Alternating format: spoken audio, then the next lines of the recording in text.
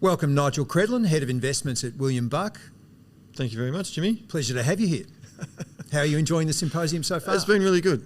There's plenty I've learnt. I think I'm the only person taking notes, but I'm furiously taking notes and I can recall it all when I get home. Well, you'll be tested on them before you leave. So yeah, nice one. What would you say William Buck specialises in? So William Buck's an accounting firm, first and foremost, specialised in the mid-market. Manufacturing is a big space. Health, well-being is also a big space in what we do. We're the wealth advisory arm that sits beside the accounting firm. We've got specialist tax, audit, corporate advisory. So there's a number of different strings to the bow, but it's effectively mid-market. And the benefit that we have is that our clients have been with the accounting firm for 5, 10, 15, sometimes 50 years. They build up their business. They need insurances. They need assistance with their wealth. They need assistance with their strategy, their structure. Then they need assistance with their investments. Before you know it, they've sold their business. They know us, they understand us. It really is a one-stop shop for that mid-market, which I don't think really exists out there at this point in time.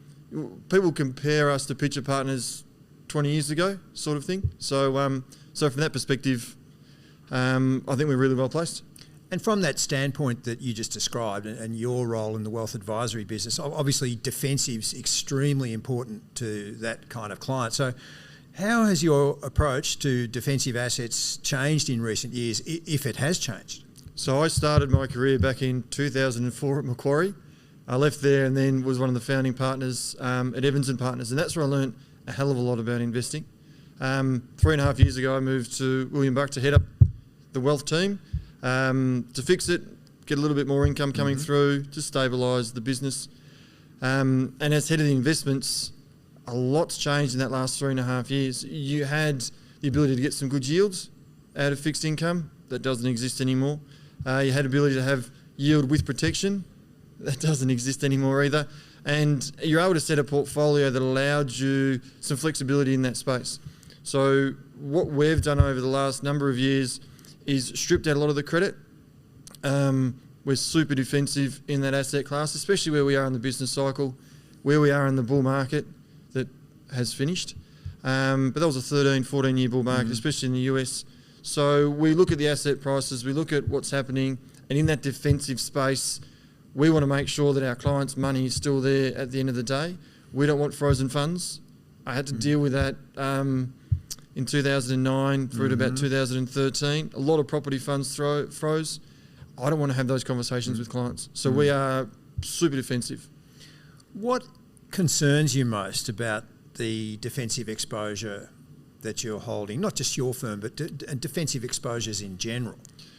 There's a couple of things that have come out of the symposium so far that do raise eyebrows. And raising eyebrows being that you've got property credit funds. They don't really care what happens unless you get a default or unless you get a pullback in the property market by 50%. That's a really big pullback before they get concerned. History says you don't need a 50% pullback before people get concerned. I think that there's a lot of products out there that people are invested in and they don't necessarily understand what they're investing in. A lot of people in my role understand property to a degree, understand shares really well, understand bonds pretty well, and then corporate credit to a degree, because we don't know what the underlying assets are. So not having full exposure of those underlying assets means that we're probably taking risks that we don't know what they are, and that's where our clients end up at the bottom end of the pile. So from that perspective, I think it's been too much expansion in that space. There's products that are being called credit or to be in the fixed income area, and they really should be in the alternatives growth bucket. And if I'm sitting here with equity valuations where they were 12 months ago, or even where they were 6 months ago, and I'm trying to get a 7 to 8% return out of my equities, but I can go to a credit fund and pretty much guarantee 10 to 12%, there's a bit of a disconnect there that concerns me. So are there opportunities in defensive and income assets, or is opportunities the wrong way to view those asset classes? What's the way to explain this? So when I started Evans & Partners, Mike Hawkins The legend Mike Hawkins taught me a lesson. There's always a bull market. You just got to find out where that market is. So at the moment, you'd say there's lots of opportunities in government bonds.